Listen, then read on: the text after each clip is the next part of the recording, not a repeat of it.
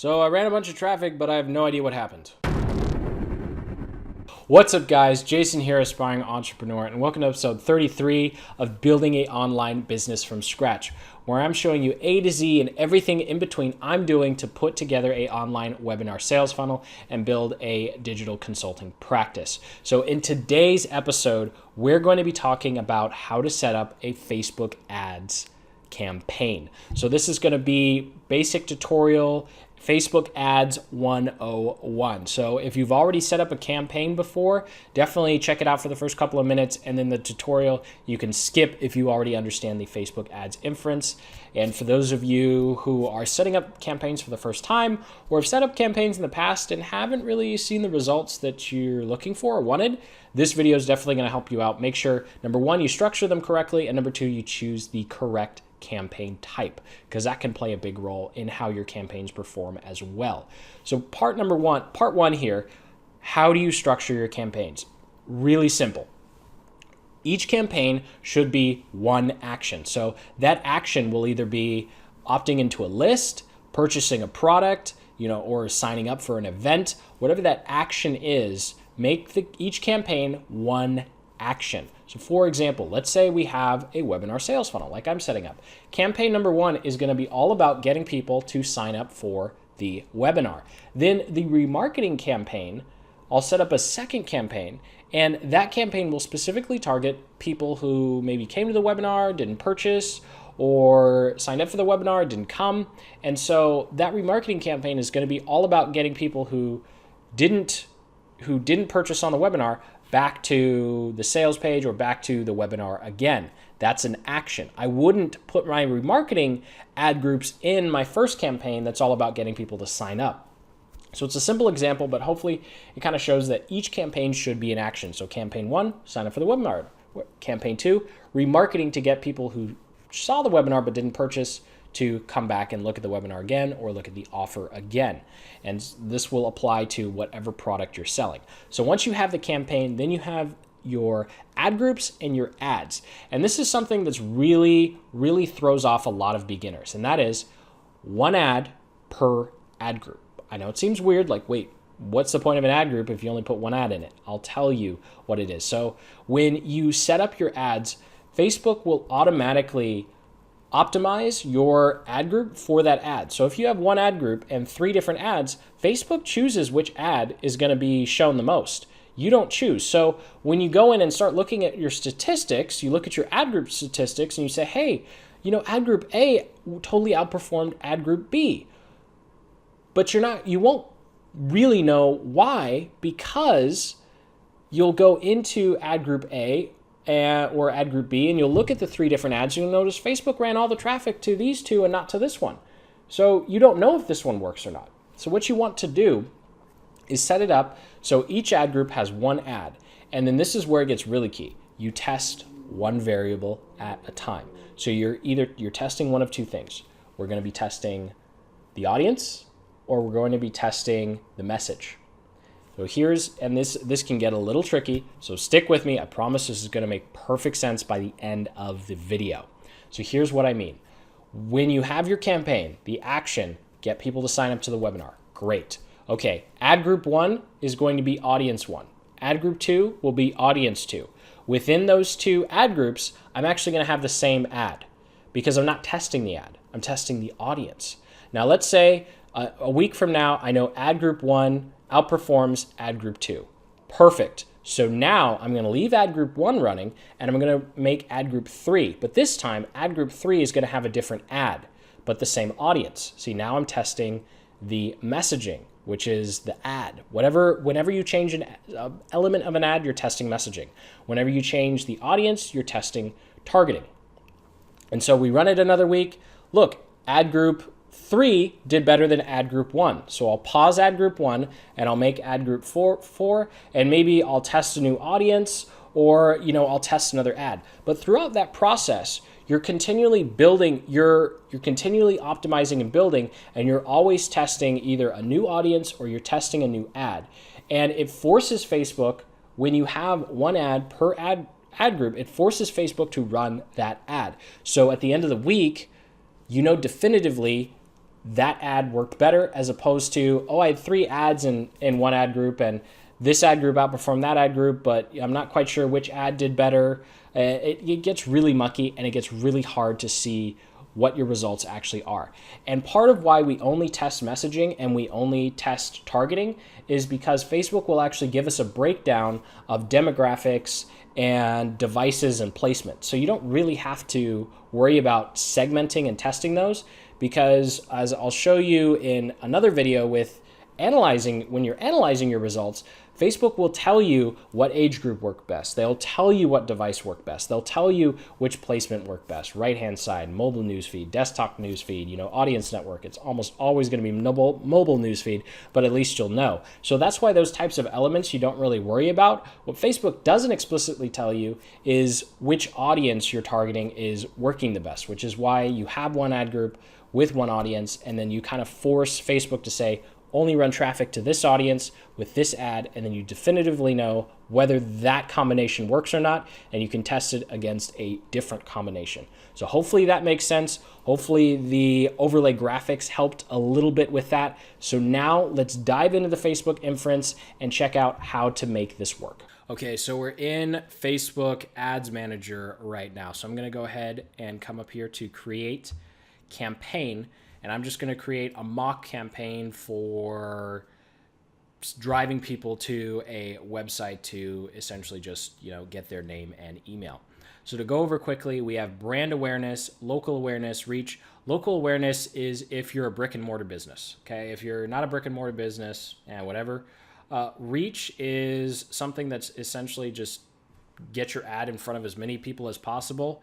And then brand awareness is kind of the same thing. Like, I'm not really sure what the value or difference is in these. And 9.99 times out of 10, I don't recommend clients doing this. I think I've run a brand awareness campaign once, and that's simply because you can't really have a call to action. It's just kind of like a post that sits there and says, hey, look at me, and then that's it. So what we're going to be focusing on here is you're going to be looking at traffic or conversions. Now, you don't want to use conversions until you know your landing page works. So you already need to have your Facebook pixel set up. You will have driven traffic via a traffic campaign. Your Facebook pixel sort of registered X number of users, at least 50 or 100, and then you can go make a conversion campaign. That's an advanced thing, but don't start off with this because you're going to burn a lot of money. So we're going to be focusing on traffic here. You can also go for engagement, get your app installed, just have people view your video. You want to remember, though, that Facebook counts a video view as 3 seconds. So you'll definitely want to make sure that you really, really do want to run a video view. And that's really just another version of brand awareness. So for driving traffic, we're going to click the traffic campaign. And I'm just going to call this test because we're actually not going to be saving this guy or making this particular one live. I'm just walking you through the process of setting this bad boy up, and then of course some cool things to do with naming. All right, now that it's loaded, let's go through. So first and foremost, you're going to be audience. Now, I did a separate video on creating an audience. I highly recommend you create an audience before you go into this process. I'm just going to go ahead and select an audience here. Bam. And what's nice about that is you select the audience and then you're done, right? So definitely check out the YouTube channel for how to set up on an audience. I definitely recommend doing all that hard work before you come in and make your ad. So you're definitely going to want to edit placements. Number one, you pretty much don't want audience network. I myself and clients, we just get terrible results with audience network. Instagram, unless you're specifically running ads for Instagram, take that off. And then we're going to go to Facebook and unclick instant articles. So Facebook feed and right-hand column. And so Facebook, this is going to be desktop feed, mobile feed, and then right-hand column on the desktop. As you test, you'll see which placement works best. Most likely mobile is going to work best. And then you can set your daily budget. So you can set it by a day or you can set it a lifetime. Personally, I set it daily. And that way, if an ad is working, then I can continue to run that ad because it's working, as opposed to a lifetime budget. The ad ends and then Facebook has to reset and go through the process of optimizing and figuring out your ad is relevant to people. So it's best to just have it on a daily budget and then pause it or stop it when you don't want it to run anymore. So it's definitely a manual process. This isn't a set it and forget it type thing. Now, the other thing I do want to mention though, is if it's really important that your Facebook ad run at specific times of day, then you have to do lifetime budget. And I'll show you why. So if you click lifetime budget, you say your start and end date, and then you come down here to ad scheduling and hit more options, and you say run ads on a schedule. And click that, and then you can select that. Now, if I went back up here and said, oh, actually, I want a daily budget, it's not going to let you do that. It'll say, no, only available with lifetime budget. So definitely something you want to keep in mind. Run continuously. I'm just going to keep it running continuously and be responsible for turning it off.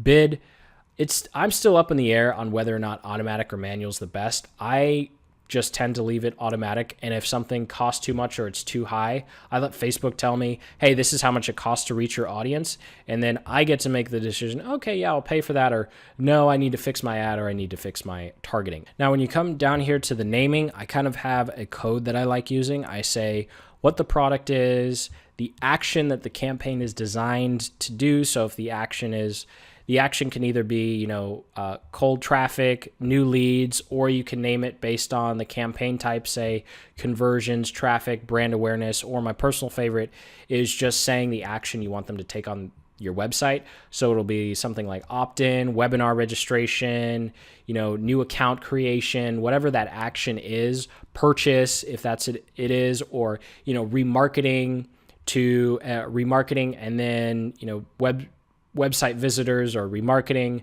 sales views, or whatever you want to say, whatever the action that they're supposed to have taken on the site, or an action they've taken on the site. And then the audience code. So notice up here that I actually name my audiences something. So I'd come up here and name it JW. I'd copy this and paste it here.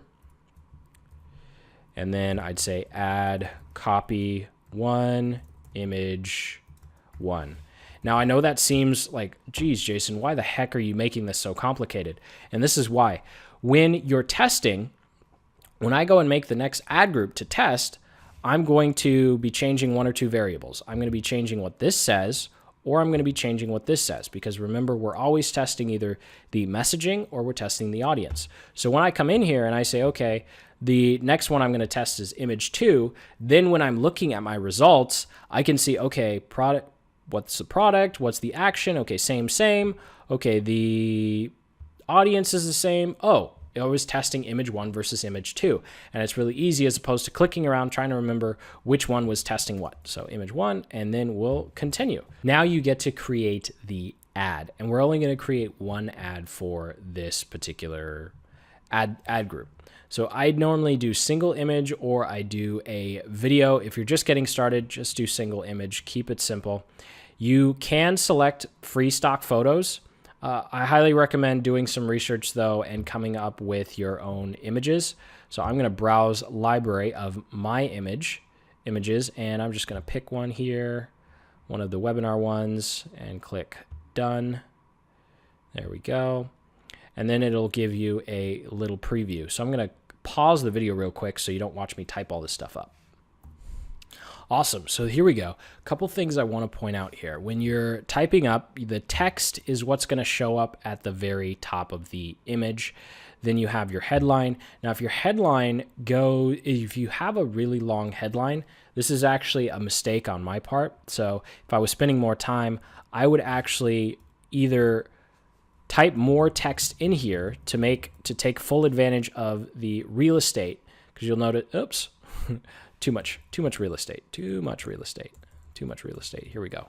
We'll back it up a little bit, let it load again, so that you take advantage of all the space, because what happens is if you have a second line, you're going to lose some of your text, your description space on the desktop newsfeed. So you'll notice here, oh, now I have 2 lines of text. Of course, that's not going to be a really big deal, because when you look at the previews of other ones, that stuff just doesn't even show up. But you definitely want to go through these previews and make sure that the messaging that you need to show up actually shows up enough so the ad makes sense. So you'll notice here, copy paste this simple proven. Well, that's a pretty sweet place for the description to end, because it's kind of like a cliffhanger, as opposed to how to build instant influence and grow your audience.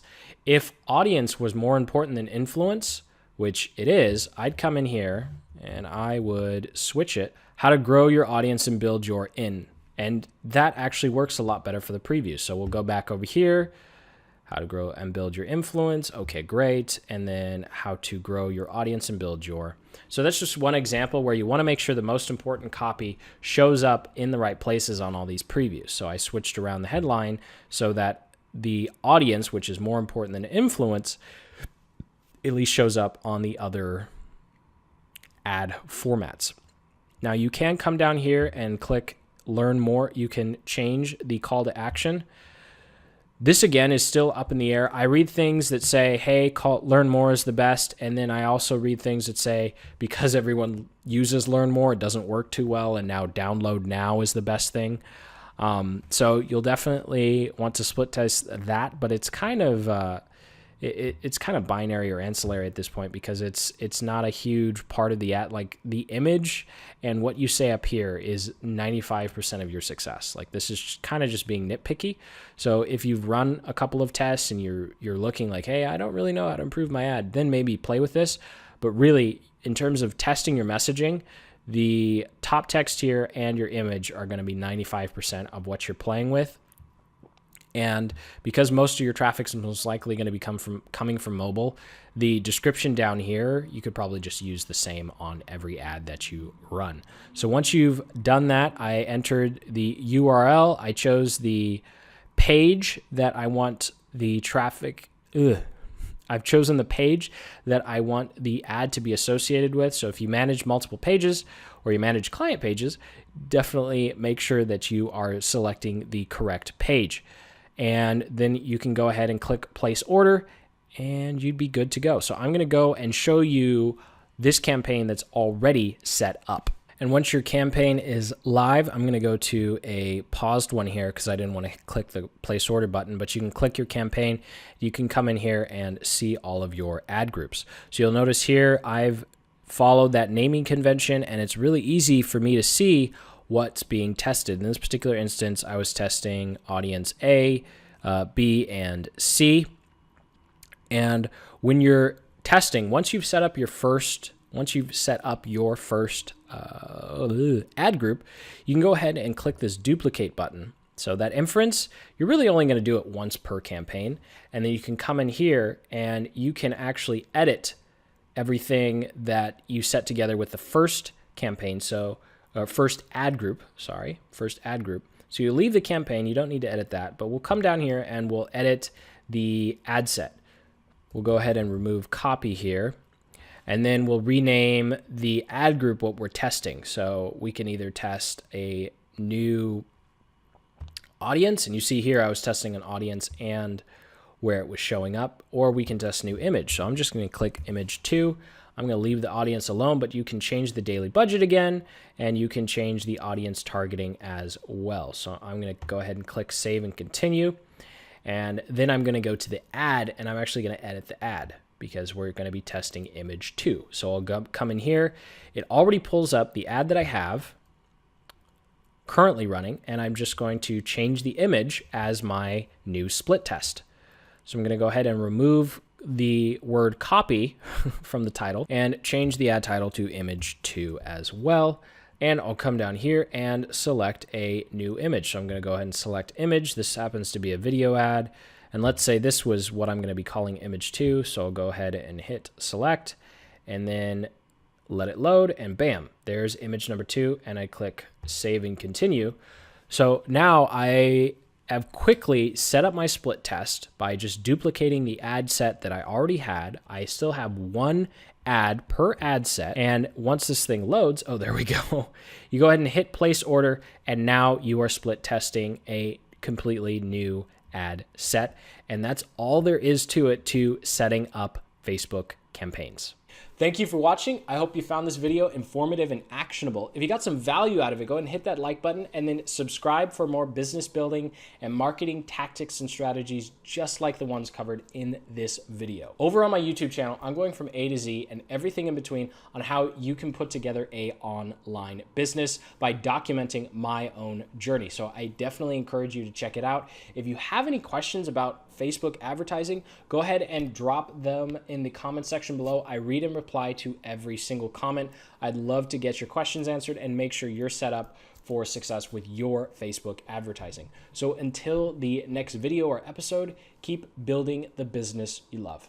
Take care.